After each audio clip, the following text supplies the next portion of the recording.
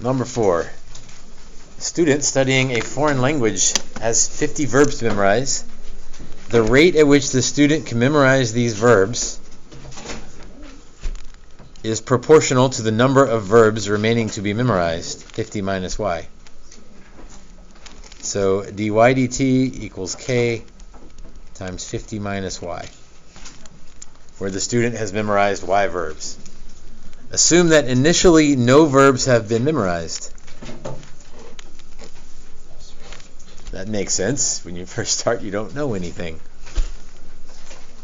And suppose that 20 verbs are memorized in the first 30 minutes. How many verbs will the student memorize in 2 hours? Again, with the minutes and hours, trying to be tricky with us here.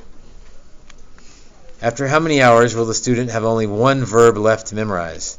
49 verbs. So, yeah, careful. That means there's 49 verbs that have been memorized. Does that fix your problem right there?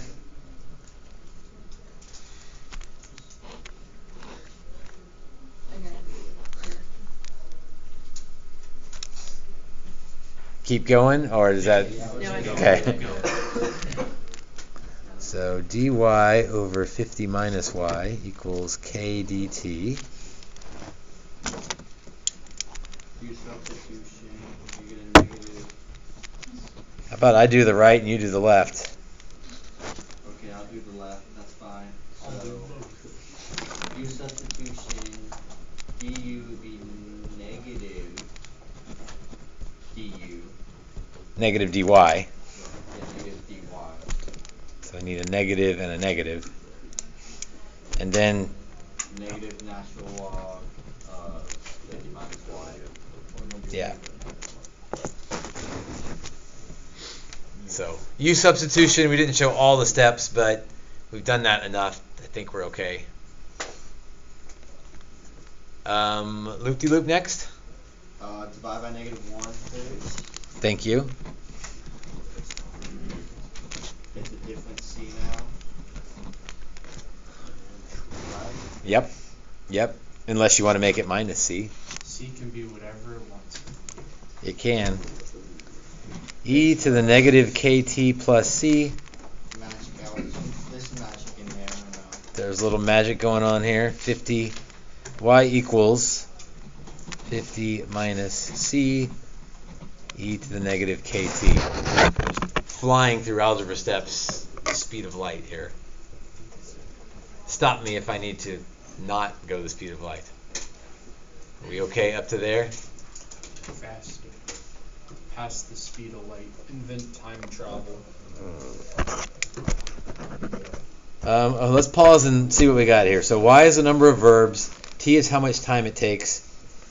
C and K are constants that we don't know, but they gave us information to figure them out.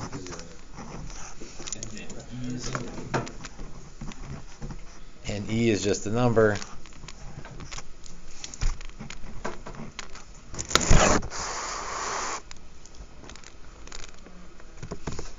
So C equals 50.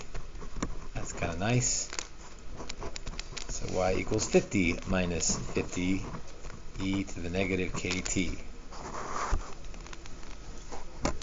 Factor out a 50 if you were feeling fancy, but no need to do that. My other point was 30, 20. So 20 in for y. 30 in for t.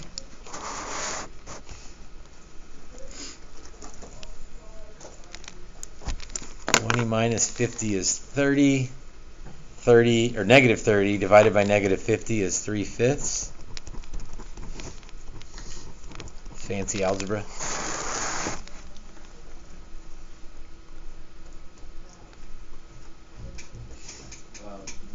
We could plug in Natural log. some way. Let's natural log both sides. Natural log at 3/5 equals negative 30k. K is equal to Whatever. whatever that is. I'm going to put it in my calculator and leave it in my calculator. You don't have a calculator on this test. That is true. So if you want to work without a calculator, you say there's K. Thank you very much. So my solution is 50 minus 50 e to the negative kt. And since I told you what K is, we're good. The next question was plug in 20, or 120, excuse me.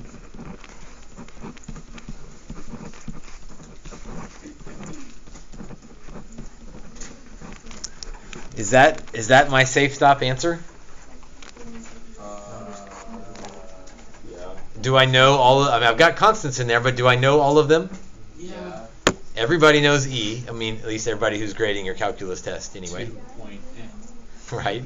K, you told me what K is, so this is an answer. A safe stop answer.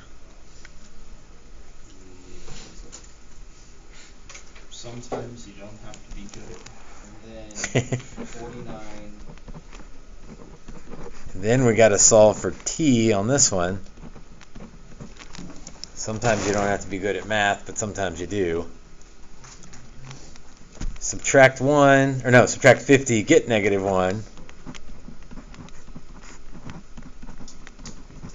I'm still avoiding my calculator here. Natural log both sides.